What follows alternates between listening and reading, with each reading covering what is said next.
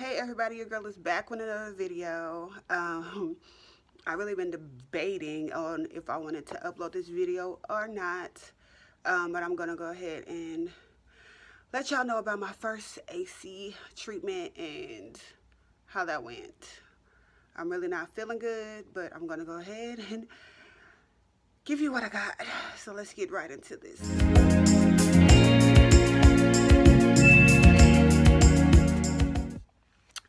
So when I first went to go get, I'm just going to tell y'all about basically like my side effects, my symptoms, what I experienced. I'm not getting all into like the medical part, the drugs or nothing like that they've given me.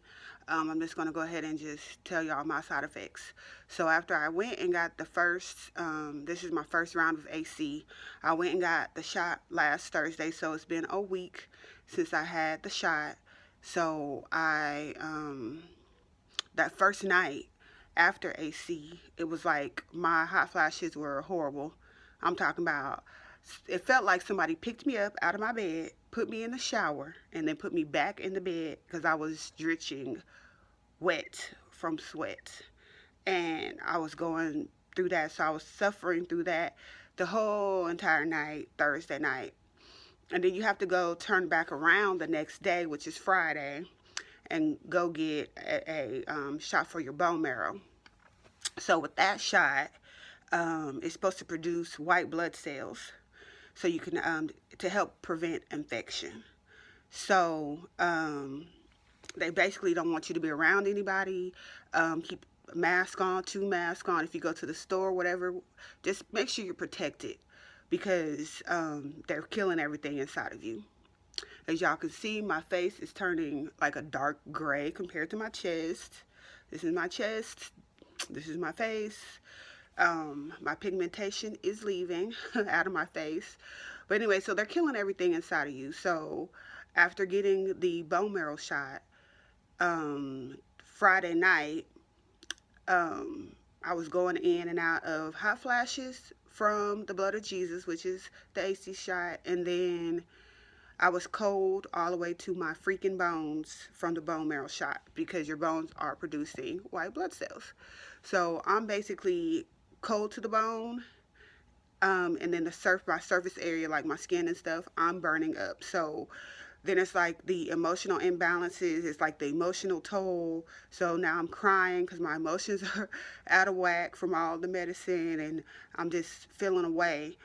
And so I have basically on like a sweater or some cover. My cousin, she sent me like, it's like a Snuggie.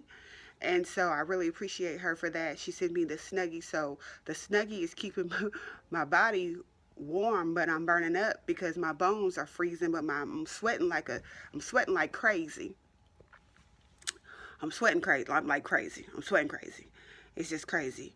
And then so just emotionally and then physically and then emotionally, I think I already said that. My husband keeps telling me I keep repeating the same thing over and over, which they told me was probably going to happen because they call it chemo brain. But I have noticed that I have told him the same thing a few times after a while. So forgive me, doing my best here. Um, so she sent me like the Snuggie thing, and that keeps me pretty warm. It's warm, of course, but I'm sweating, but I'm freezing. So it's like a mix of just everything going on that you can never imagine going on with your body. It's like two different ends of the spectrum. And so that night, Friday night, I was just sweating and freezing at the same time. And so Sunday night came, still the same thing. Um, Monday was the worst night. Monday was the worst night because they give me, in my pre-meds, I have steroid. And then for the pills that I have to take on Friday and Saturday, they are also steroids too. And I have to take 2 of them in the morning with breakfast. That's how strong they are. So just imagine a person that doesn't even take a vitamin every day to somebody who's taking all these pills every single day, every single day. So I'm like crazy. But with these steroids, y'all know steroids get you up, they get you moving. So by the time they wear off, by Monday or Sunday night, my head is kind of hurting, still emotional, still crying, um, and I'm still having like the chills and the hot flashes. But Monday night was the worst night ever. Um, I basically felt like I couldn't move. I felt like I was kind of stuck in the bed, sweating and cold to the bone. One of my aunties, she sent me, I'm about to show y'all. I'll put some pictures, because it really helped. She sent me a heating blanket, and she sent me, it's like, it's almost like a Snuggie, but it's for your feet, so it like vibrates and stuff. And so that kind of, and it has like a massager in it, so that helped with my feet, and it kind of goes up to my waist. So that helped a lot. So I would recommend y'all getting y'all a Snuggie, getting your heated blanket, and this foot massager thing. I'll insert some pictures in this video somewhere. I'm sure y'all can probably find it on Amazon or somewhere. But those really helped me out a lot with the massaging of my feet. I just basically was laid in the bed and just have, taking it. But they told me to take Claritin, so I won't have like a rash or have a reaction, and Tylenol. Y'all, it was so bad. Like, I just felt like just stuck. My bones were hurting. I couldn't barely walk. It felt, the only way I can like describe it for some of y'all, if you ever had a baby, it's like after you have your baby and they want you to stand up and walk around and your balance is off, or you feel like you're going to tip over or fall over.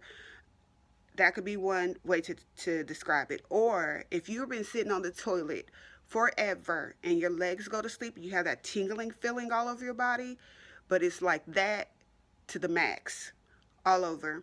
But they did tell me, with the bone marrow shot, that it could affect your long bones, which will be your arms, your legs, and your spine. I had all of it. I had all of it. They told me, basically, since I had handled carbotaxel so well, I did, like, compared to this, that was a walk in the park for me. I handled that really, really, really, really well.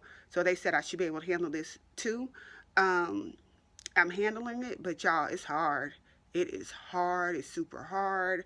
Um, I had to go ahead down. I had to break down and call my nurse to let her know, hey, I can't. I just can't. I just can't live on Claritin and Tylenol because nothing is working for me. So she recommended that I take a leave, and she called in some oxycodone for me. But I couldn't take the oxycodone because it made me nauseous. Oxycodone makes me nauseous, so I don't think I'm gonna be taking that. But the leave did work. After a while, I was able to stand up. I was able to take a shower. My daughter and my husband had to help me to get in the shower and get out. Um, it was just, I just felt like I just felt like I was just stuck and I couldn't move. I guess my husband keeps telling me, stop saying you were stuck. I was frozen.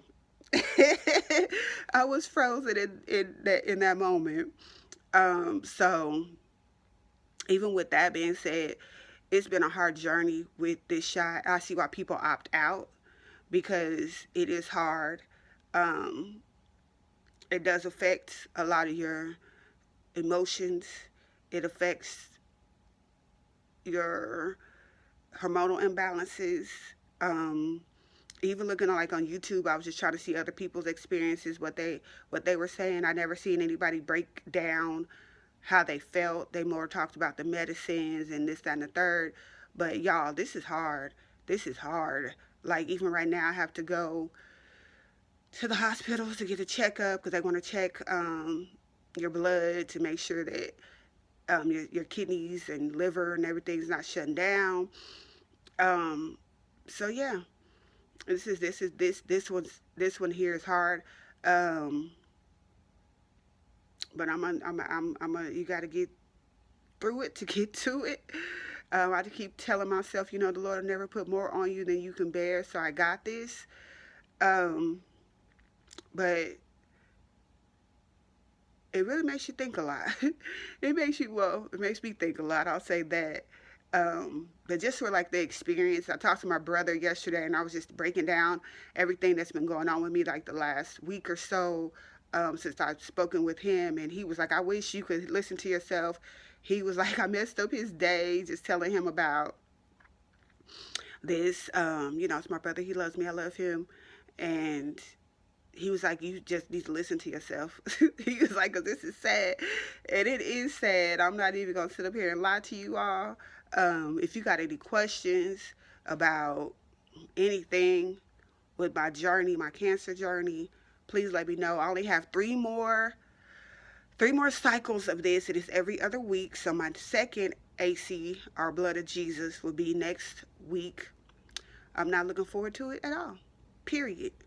Period. I'm not looking forward to it at all.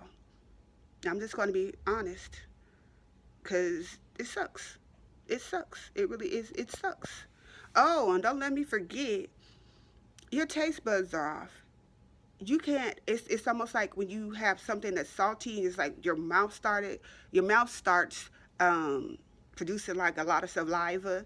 Your mouth starts to get watery, and it's like that. I can't even eat nothing unless it's like raw fruits and vegetables. I basically had some butter noodles the other day. The best noodles ever, ever. I tried to eat some pasta yesterday. It made me nauseous. So the only thing that I really been keeping down is like apples, grapes. Um, what else I've been eating? Avocados, strawberries, like just raw stuff. I try to eat like a salad. The salad dressing with the ranch, even that was like. So I'm trying to stay away from anything that's gonna make me nauseated. Um, because sometimes you can go from one extreme to the other when you're eating, especially going through this process. And I'm just trying to stay. I feel like I'm already going through enough. I don't need nothing else to hit me. So I'm trying to stay away from anything that's going to make me nauseous, even with the nausea pill. If I can stay away from the nausea pill, I'm staying away from it. I'm just going to try to stick to what raw fruits and vegetables, and that's it. But that's all for now, folks. I'll holler at y'all later, and I'm out of here. Peace.